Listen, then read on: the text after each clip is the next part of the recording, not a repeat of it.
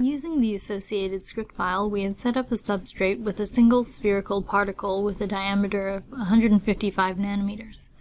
This particle will represent a defect on the structure, and will calculate the scattered field profile in the far field due to this defect. A mesh override region has been placed around the scattering particle, and a power monitor has been added above the structure to collect the reflected scattered fields from the particle. This monitor should be located in the scattered field region after the source is added. Add the total field scattered field source from the Sources drop-down menu. Edit the source using the Edit button in the side toolbar or the E keyboard shortcut.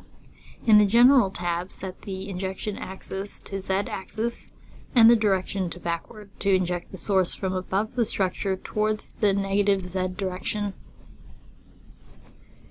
In the Geometry tab, set the X, Y, and Z spans of the source to 0.3 microns. This sets the size of the total field region of the source.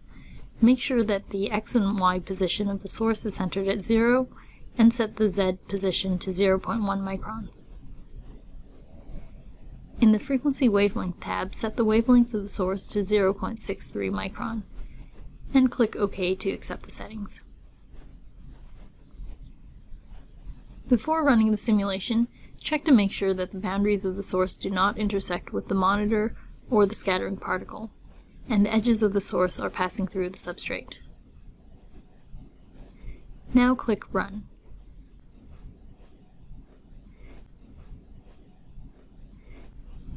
After the simulation is complete, I can right-click and visualize the far field result from the monitor to see the angular distribution of scattered fields. Next, we'll go over some setup tips for the total field scattered field source. As we saw in the demonstration, a mesh override region was used, and it covered the full volume of the total field region of the source. Using a uniform mesh step size in the directions normal to the injection axis over the source volume ensures that the subtraction operation at the source boundaries is as accurate as possible. This can be particularly important when injecting the source at a non-normal incident angle. You can test the setup by temporarily disabling the particle or defect and run the simulation to determine the noise floor in the scattered field region. Ideally, if there is no noise, the magnitude of the electric field in the scattered field region should be 0. The total field scattered field source should never be extended through the PML or metal boundary conditions, but they can be extended through periodic or block boundaries if simulating periodic structures.